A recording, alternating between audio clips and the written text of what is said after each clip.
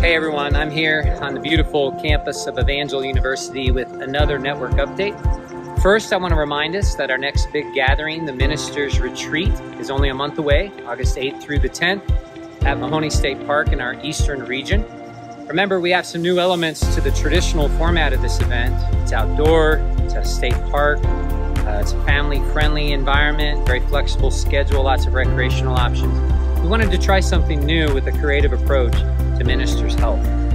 You know, arguably the most productive activity of God's production in the Bible is the very first chapter in Genesis, when He created the world that we live in the span of a week. The first thing we find out about God is He's creative. It's a core part of His nature. In fact, you and I are most like God when we choose to be creative, like God, our Creator. Just a little bit ago, I was preaching in Lincoln, talking about David and his mighty men in the wilderness. And I compared it to the story of Robin Hood with his merry men in the wilderness who stole from the rich and gave to the poor. It's amazing that that story actually connects back to the biblical narrative. In fact, many of our great works of art, literature, and forms of government find their inspiration in scriptures because the Bible has always been one of our greatest sources of creativity. So if we avoid it, like many modern people thinking today, because we think it's ancient and doesn't have value for the world today, it'll be at our own peril for innovation and new, fresh thinking down the road. So why is it that we as a church often struggle with that? We get stuck in our ways and we resist change. I encountered this firsthand recently.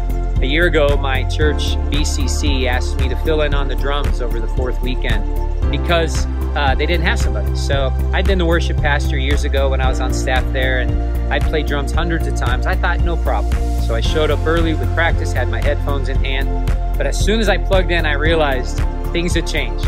There was a click track behind the music, and I was having a hard time keeping up with the pace. And then there was a voice of the director trying to help me out, giving me cues, and that was distracting. My great teammates at BCC were very friendly, never said anything about it, but I'm sure it was an incredibly challenging worship set, and I was frustrated.